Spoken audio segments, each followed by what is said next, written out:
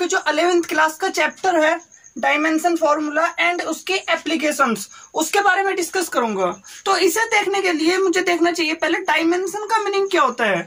Dimension क्या होता है, तो पिछली क्लास में हमने जान लिया था कि हमारी जो फंडामेंटल फिजिकल क्वांटिटीज होती है वह तो एक तो होती है हमारी फंडामेंटल फिजिकल क्वांटिटीज और एक होती है डेराइव्ड क्वांटिटीज। ठीक है, तो जो फंडामेंटल क्वांटिटीज और उनकी यूनिट्स है वे एसआई सिस्टम में 7 होती है। ऑलराइट, सो सिंबल्स देख ले अगर हम इनके लिए, सिंबल्स फॉर फंडामेंटल यूनिट्स। जो आपकी फंडामेंटल यूनिट्स होते हैं उसके लिए हम यहाँ पर कुछ स्पेशल टाइप के सिंबल्स यूज कर लेते हैं। जैसे लेंथ के लिए हम ये वाला सिंबल यूज करेंगे एक बॉक्स के अंदर, और उसके बाद मास के लिए ये वाला सिंबल यूज करेंगे हम, और टाइम के लिए ये वाला। लेकिन हमारी 7 फिजिकल क्वांटिटीज है, ये तो सिर्फ 3 है। फोर्थ क्या आपकी करंट है, और करंट को आप किस में मेजर करते हो, एम्पियर में, तो इसके लिए सी नहीं होगा, इसके लिए होगा ए, एम्पियर के लिए। एंड फिफ्थ है आपकी टेम्परेचर। टेम्परेचर को आप केल्विन में करते हो, लेकिन टी तो टाइम के लिए आ गया। तो जब आप टेम्परेचर को केल्विन में निकालते हो, इसके फंडामेंटल यूनिट्स क्या केल्विन है, तो आप क्या करोगे, इसके लिए के यूज करोगे। एंड आपका जो 6th बचता है वो बचता है मोल के लिए। मोल के लिए कोई सिंबल नहीं है, सिर्फ इसको ब्रैकेट में मोल ही लिख देंगे। और कैंडेला के लिए सिर्फ सीडी लिख देंगे, जो आपके ल्यूमिनियस इंटेंसिटी का फॉर्मूला होता है। तो हम कुछ ये सिंबल्स, स्पेशल सिंबल्स यूज करने वाले हैं। अब देखिए हम डायमेंशन होती क्या है।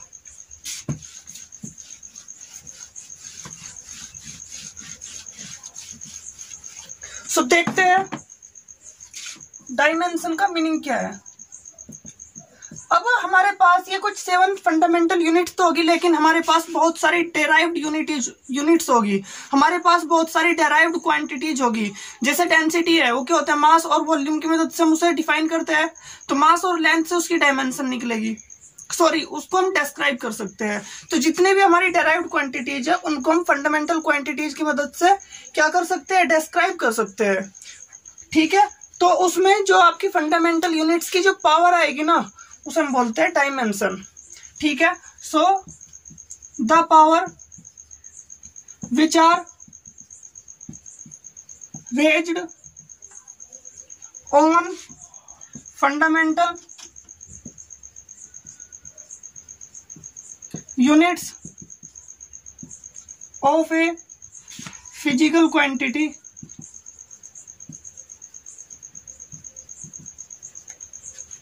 Are called dimension. मतलब कि आपके पास देखो कोई भी एक, आपको एग्जांपल से बताता हूं। जैसा आपके पास वॉल्यूम है, वॉल्यूम क्या होता है, length into breadth into height होता है। ठीक है, अब देखो ये भी लेंथ होगी मीटर में होगी, ब्रेथ भी मीटर में होगी, और ये भी हाइट भी मीटर में होगी। और जब तीनों चीजें मीटर के अंदर है तो इसकी यूनिट क्या होगी, मीटर क्यूब होगी, या नहीं। तो जो इसकी यूनिट होगी, इसके लिए मैं सिंपल यूज क्या करूंगा, इसके लिए जो सिंपल यूज करूंगा यूनिट का, वो क्या होगी, वो होगी एल की क्यूब, लेंथ का क्यूब होगी। तो यहाँ पर ये जो 3 आएगा वो क्या होगी, डायमेंशन होगी। ठीक है, और डायमेंशन को शो करने के लिए ये जो आपने कंप्लीट चीज यूज की है इसे बोलेंगे हम डायमेंशन फॉर्मूला।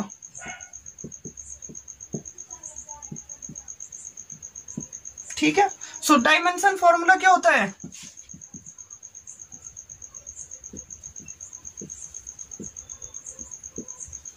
वो होता है द फॉर्मूला यूज्ड टू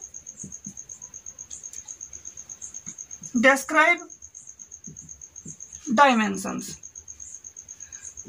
ठीक है, अब आपके सामने अगर मैं और यूनिट्स रखूं, जैसे स्पीड, तो स्पीड क्या होता है, डिस्टेंस अपॉन टाइम होता है। सो डिस्टेंस अपॉन टाइम होगा। और अगर मैं इसके यूनिट की बात करूं तो यूनिट क्या होगी, मीटर पर सेकंड होगी। लेकिन जो इसका डायमेंशन फॉर्मूला होगा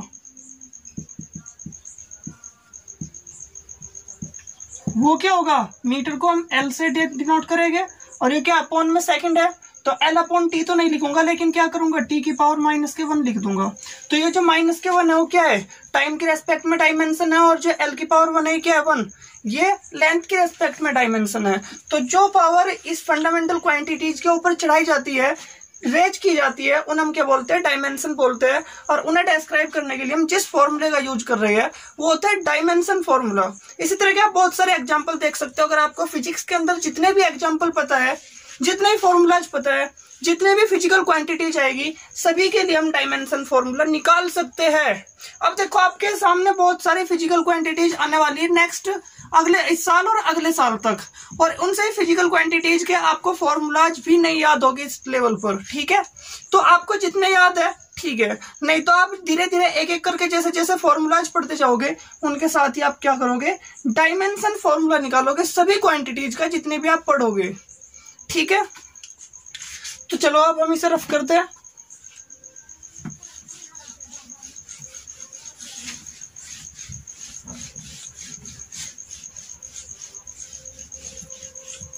अब देखो इसका फायदा क्या है, इसकी एप्लीकेशन क्या है डायमेंशन फॉर्मूला की।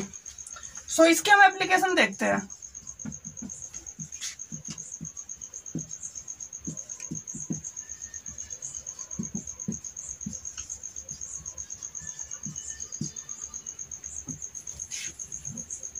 तो इसकी जो है ना हमारे पास बेसिकली 2 एप्लीकेशन है मेन। वैसा अगर हम बोले तो 3 एप्लीकेशन है।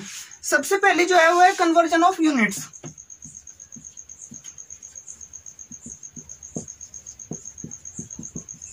फ्रॉम वन सिस्टम टू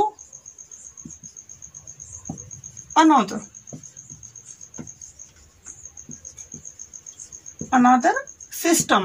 देखो हमने बहुत सारे सिस्टम्स को इंट्रोड्यूस किया था कि हम बहुत सारे सिस्टम्स के बारे में जानते हैं, लेकिन जो हमारे पास एक सिस्टम है और दूसरा सिस्टम है, क्या हम उन यूनिट्स को आपस में कन्वर्ट कर सकते हैं? हाँ बिल्कुल, हम यूनिट्स को उन्हें आपस में कन्वर्ट कर सकते हैं। हम एक सिस्टम से दूसरे सिस्टम में कन्वर्ट करना आसान होगा। मान लेते हैं मेरे पास क्या है, एक यूनिट है, लेट एक क्वांटिटी क्या है, U इक्वल्स टू है L की पावर A, M की पावर B और T की पावर C। लेकिन यहाँ पर जो लेंथ है मीटर में, किलोग्राम में, सेकंड में, इस बात को तो मैंने डिस्क्राइब नहीं किया। मैं मान लेता हूँ ये कुछ भी हो, ये L1 है, ये M1 है, ये T1 है। तो ये जो क्वांटिटी है इसकी अपनी एक यूनिट्स होगी, जो ये कुछ भी हो सकती है, मीटर हो सकती है, किलोग्राम हो सकती है, सेकंड हो सकती है। ये किसी सिस्टम के अंदर है। एंड जो दूसरा सिस्टम होगा वो क्या होगी, यो N1 मान लेते हैं। N1 क्यों लिखा है कि जो आपकी क्वांटिटी है वो इतने किलोग्राम है। जैसे अगर मैं मान लेता हूँ कि मीटर पर सेकंड स्पीड है, तो 5 मीटर पर सेकंड स्पीड है, तो इसकी क्या N1 न्यूमेरिकल वैल्यू है। लेकिन अगर मैं इसे दूसरे सिस्टम में दिखाऊं तो दूसरे सिस्टम में मान लेते हैं इसकी N2 न्यूमेरिकल वैल्यू है, और दूसरे सिस्टम को मैं इसके इस प्रकार से रिप्रेजेंट करूंगा, L2 की पावर है, क्योंकि इनकी डायमेंशन तो सेम होगी, सिर्फ इनके अंदर का डिफरेंस होगा, न्यूमेरिकल वैल्यू बदलेगी है। सो M2 की पावर B, T2 की पावर C। अब देखो आपको इन्हें निकालना है, लेकिन दोनों क्वांटिटी तो सेम ही है। हाँ इसकी न्यूमेरिकल वैल्यू अलग है, इसकी अलग है, क्योंकि इनकी यूनिट्स भी अलग है।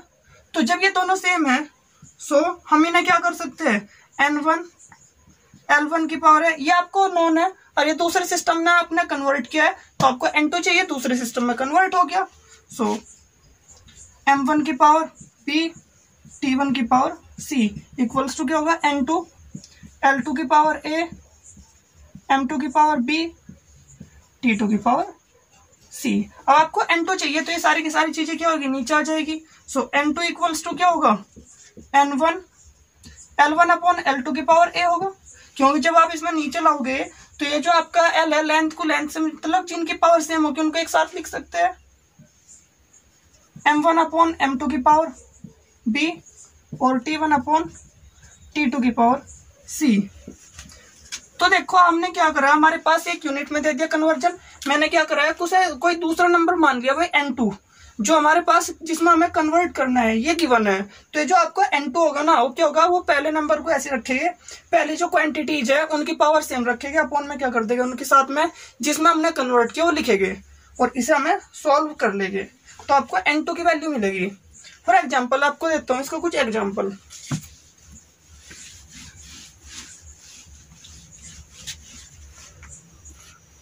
जैसे आपके पास है वेलोसिटी, आपके पास गिवन दे रखी है आपको velocity v equals to 5 centimetre पर सेकेंड। अब ये 5 सेंटीमीटर पर सेकेंड है और इसको बदलना है आपको मीटर पर सेकेंड में। तो मीटर पर सेकेंड में इसको हम कैसे बदलेंगे? तो सिंपली आप क्या करोगे, ये आपकी N1 है, ये क्या है, ये N1 है, और जरा इसकी यूनिट लिखे ढंग से, तो इसकी यूनिट हम कैसे लिखेंगे, सेंटीमीटर सेकेंड की पावर -1। हमने इसे इस तरीके से लिख लिया है। तो हम इसे मान लेते हैं क्या है, ये है N2 मीटर सेकंड की पावर -1 है, मीटर पर सेकंड है, मैंने इसे ऐसे माना है। सो जो आपका N2 होगा वो क्या होगा, सेम N1 होगा, L1 अपॉन L2 की पावर क्या था, A था, और T1 अपॉन T2 की पावर क्या होगा, B होगा। क्योंकि यहां पर क्या है, मास तो है ही नहीं, सिर्फ टाइम है, तो इसे टाइम के फॉर्मेट में लिख लिया। ये कितना है आपका, ये है आपका 5। सो जब ये तो हो गया आपका 5। अब ये जो आपका L1 है, जो आपका शुरुआत में रखा है, ये क्या है, सेंटीमीटर, और जो आपको नीचे किस में कन्वर्ट करना है, मीटर में, तो क्या होगा, अपॉन में मीटर, पावर 1 है, 1 है, ऑल राइट। और जो आपका T1 है वो कितना है, वो भी सेकंड में है, और T2 भी क्या है, सेकंड में है। पावर कितनी है, -1। सेकंड से सेकंड कट गया, पावर -1 हो तो कुछ नहीं होता, ये 1 आ गया, 1 की पावर -1 1 ही होता है।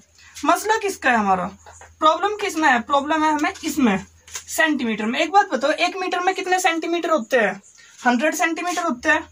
तो हम सिंपली यही करेंगे, 5 इंटू सेंटीमीटर है, सेंटीमीटर रखेंगे, लेकिन मीटर की जगह हम लिख देंगे 100 सेंटीमीटर। सेंटीमीटर से सेंटीमीटर कट गया, ये क्या है, 10 की पावर 2 है, अपॉन में ऊपर क्या आएगी, 5 इंटू 10 की पावर -2। ये आपके N2 की वैल्यू होगी। हैंस जो आपका आंसर होगा V, वो क्या होगी, 5 into 10 to the power -2 metre पर सेकेंड। ठीक है। वैसे इसका एक और शॉर्टकट है, अगर आपको ये समझ में नहीं आया है, इसका एक जो आपको शॉर्टकट बताऊंगा, वो आप कहोगे सर क्या बात बता दी, और बिल्कुल आसान। और आप कहोगे इतना आसान तो हम इसे क्यों पढ़ रहे हैं, ताकि हम इसके एप्लीकेशन समझे, क्योंकि इससे जुड़े हुए आपके क्वेश्चन है। आपको V क्या दे रखा है, 5 सेंटीमीटर पर सेकंड दे रखा है। आप 1 मीटर में कितना सेंटीमीटर होता है, 100 सेंटीमीटर होता है। तो 1 सेंटीमीटर में कितने मीटर होगा, 1/100 क्या होगा, मीटर होगा, जिसे हम लिख सकते हैं 10 की पावर 2 मीटर होगा। तो जब 1 सेंटीमीटर में कितने मीटर होते हैं, 10 की पावर -2 मीटर होते हैं। तो मेरे को सेंटीमीटर को मीटर में तो कन्वर्ट करना है, और किस में करना है, कुछ भी नहीं करना है। तो आप क्या करोगे, 1 सेंटीमीटर की वैल्यू रख दोगे सिंपली। सो 5 इंटू 1 सेंटीमीटर की वैल्यू कितनी है, 10 की पावर -2 है, मीटर पर सेकेंड, हो गया बस कन्वर्ट। तो जिस चीज को आपको जिसमें कन्वर्ट करना है, तो आप क्या करोगे, जो कन्वर्जन पता है, आप इसमें 1 की वैल्यू निकाल लोगे, जैसे 1 सेंटीमीटर। तो आप क्या करोगे, उसे पुटअप करोगे, और फिर इसकी वैल्यू आपको मिल जाएगी। तो इसी तरह से आपको इस तरह कुछ न्यूमेरिकल्स, कुछ क्वेश्चंस ट्राई करने हैं। I hope you got it. And अब हम देखते हैं सेकंड एप्लीकेशन की ओर बढ़ते हैं।